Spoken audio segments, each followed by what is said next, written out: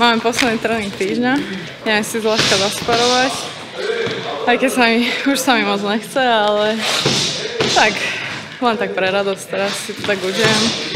Vyskúšam si nejaké veci a potom poviem maminke piesť koláčiky. Mám rada sparing, ale som na to dobrú náladu, takže nemôže to byť pred krámami. Potom som prepnutá. Prepnutá, agresívna a všetko si berem osobne. Moja superka je podľa mňa komplexná, takže asi viac vyniká na tej zemi, keď mám fialový pás a skúša tam aj také nepríjemné tie rubber guardy a takéto veci. A mám opačný guard a to je tiež dosť nepríjemné, keďže tie údery prichádzajú tak z iného uhla a 90% fighterov je proste ortodoxných. A tak budem si na to dávať pozor, no. Naposledy, keď som mal zápas s opačným guardom, tak ma vyplo, no. Tak dúfam, že teraz to tak nebude, no.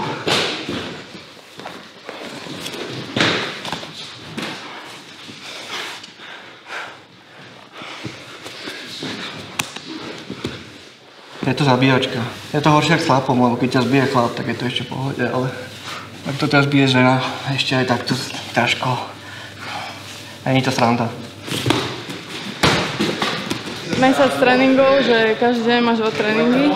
Ja už to tak vytáčam proste niekedy, že už sa mi nechce trénovať, už by som išiel zapasiť. A vždy to mám proste tak týždeň a pol, 2 týždne pred zápasom, že proste strašne sa mi už nechce, úplne sa musím premáhať, vieš, že už aby bol ten deň D. Ja sa na to fakt teším. Najlepšie zápasy, ktoré je asi.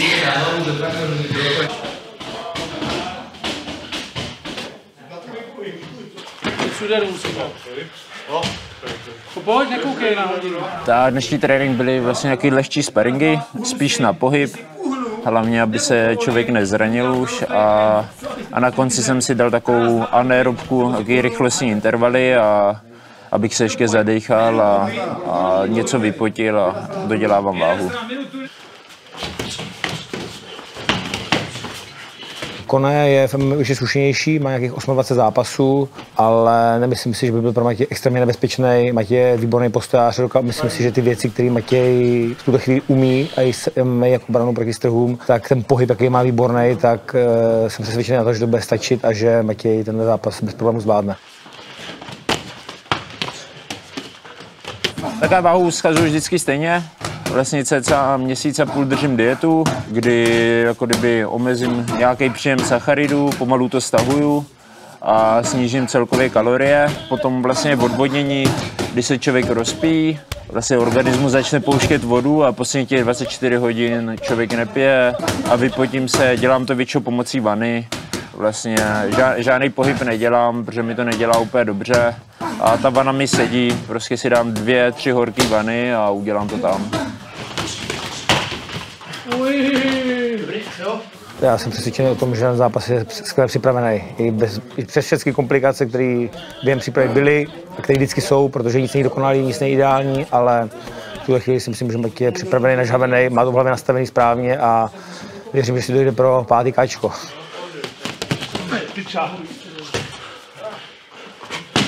Nechci, aby zápas rychle skončil, uvidíme, jak to bude probíhat, ale tím, že soupeř má takový styl, jaký má, tak je možný, že se to strhne rychle, uvidíme, jako kdyby, vždycky to tak je, že to nechávám plynout a vznikne z toho to, co z toho vznikne, no, takže uvidíme.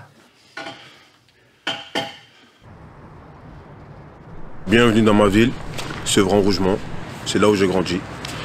Juste derrière moi, il y a la salle de sport. Je me sens un peu privilégié parce que la salle elle sera ouverte que pour moi aujourd'hui. Ce soir-là, la salle elle sera vide. Il n'y aura que moi et mon coach. Donc on va faire un petit travail spécifique avant le combat. Allez, suivez-moi.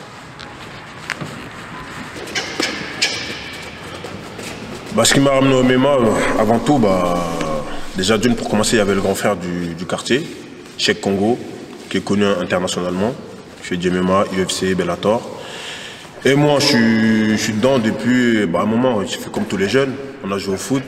Malheureusement, le foot, c'est pas pour moi. Hein. Plutôt les ligaments croisés, je me suis blessé. Bon, bref, on va être sérieux. Non, plutôt, c'est pas pour moi. Donc, je me suis orienté vers la boxe. Et depuis, et tout, tout me sourit et tout. On a réussi à faire une petite carrière et tout. On a gagné des titres et on est encore là-dedans, hein, ça continue. Et pourvu que ça dure. Puis voilà. C'est son mental, sa persévérance, il y a plein de choses. Il a un mental de mec de Sevran. Ça veut dire que lui, quand il va quelque part, c'est pour la gagne. Il travaille, il se donne les moyens, et puis voilà. Après aussi, son contexte familial.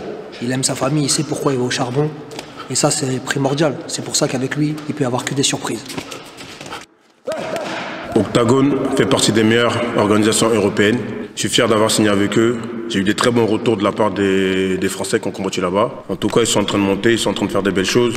Ils font des événements quasiment toute l'année. Et c'est une fierté d'être avec eux. J'espère y rester longtemps avec eux et monter avec eux. Donc, Octagone Organization. Berzesa uvidím.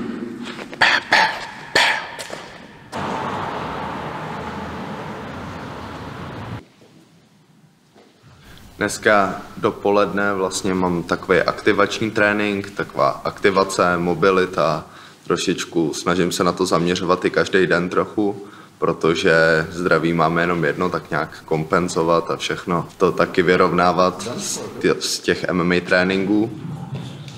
Takhle před zápasem už právě, že si i cíleně rozvrhávám jako delší ty tréninky na to, aby právě nevypovědělo mi nějak tělo a mohl jsem zápasit ještě nějakou řádku let. Fyzicky jsem skvěle připravený, mentálně nastavený dobře, všechno jde podle plánu, váha taky, takže by neměl být nejmenší problém a měl bych si dojít pro další skalp.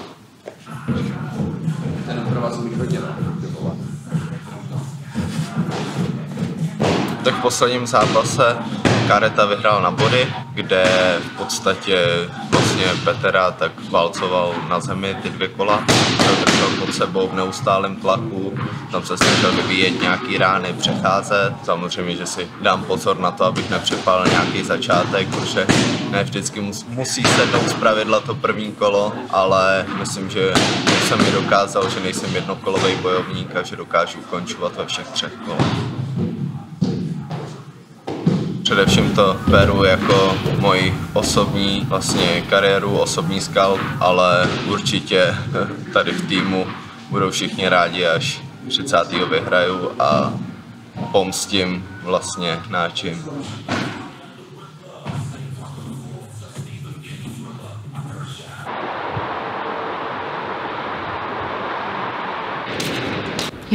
Ideme piec koláčiky, perničky a vanilkové rožky a medvede lobky.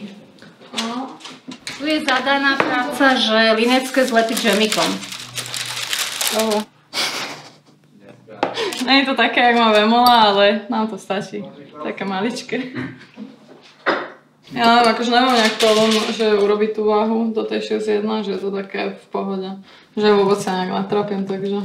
Keďže sa mám ešte s týmto trápiť, že odvodňovať a takto, tak neviem, to je také... Ničiť si kvôli čomu si vlastne ničiť zdravie, že to príde také zbytočné. Že už ten zápas je také riziko a aj tie tréningy sú také náročné a ešte viac stresovať to telo nejakým odvodňovaním, tak neviem. Už som v podstate, nie že zvyknutá, to by som zle povedala, ale teda hlavne jej držím palce. Ale už je zvyknutá. Nie som zvyknutá, vždy je to pre mňa akože dosť náročné, lebo je to tvrdý šport, o tom je zbytočné rozprávať, že nie je. Ale viem, že ona je fakt tvrďacká a dáva do toho všetko, čo sa len dá a mne nezostáva nič iné, len ju podporovať. Však my si nadávame darčeky. Povedz, čo sme sa... Ale akože niečo mám, ale... Nechce sa mi to moc riešiť proste, teraz aj ten zápas a toto. Chcem niečo také, že urobiť niečo vlastnými rukami, niečo kreatívne. Takže dúfam, že dostanem nejaký nápad cez víkend a niečo vymyslím. No. Máš čo robiť. Mám čo robiť, presne.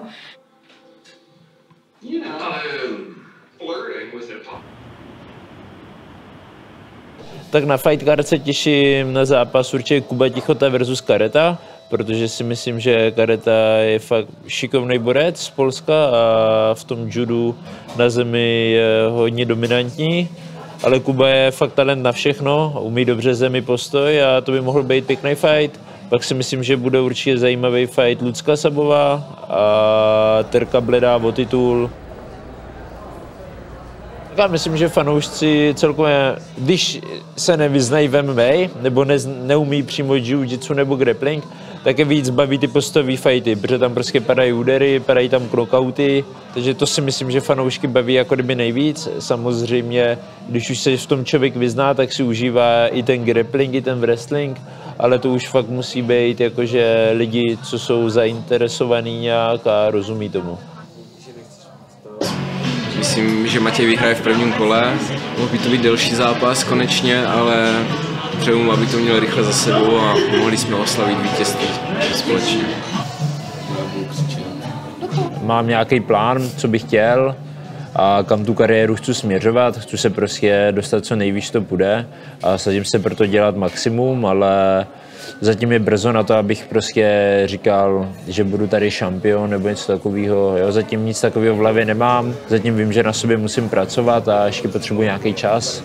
Prostě nemám dalšího soupeře, co bych chtěl potom, nebo tak vůbec. Soustředím se na 30.12., tak přijde menší pauza. Teď jsem za ten rok udělal 4 zápasy.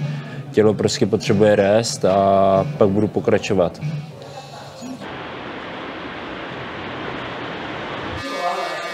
Do žádné extravagance nepůjdu, sázím na svoji přírodní barvu a nějaký klasický normální účes. To je ono, na první zápas, tam jsem měl ten Mohawk, tak to jsem si nechal na první zápas, ale teď už normální, takovej klasický, to se mi i nejvíc líbí, právě krátký vlasy, takový praktický to je a zároveň se mi to prostě líbí, cítím se v tom dobře. A když se člověk v něčem cítí dobře, tak potom dělá ty věci dobře a když je dělá dobře, tak je to prostě super. Na turnajích mě lidi poznávají, jako nechci říkat, že nějak extrémně zatím, ale na turnajích určitě, na ulici občas a je to příjemný, jako nebudu lhát, že ne. Zatím nedělám ze sebe nějakou celebritu, že by pomalu vyšel tady ven a měl tu 20 paparazzi, ale občas se mi to stane a je to příjemný vidět, že lidi fakt fandějí a podporujou.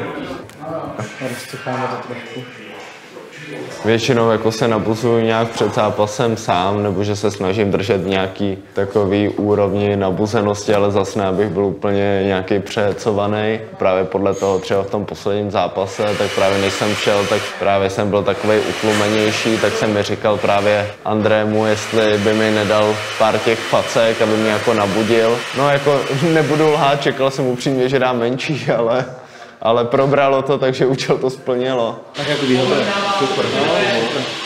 A ready na přehlídku do Milána, takže posílejte do DM nabídky Elite, Fashion Look nebo něco, co chcete zpromovat, vyfotit.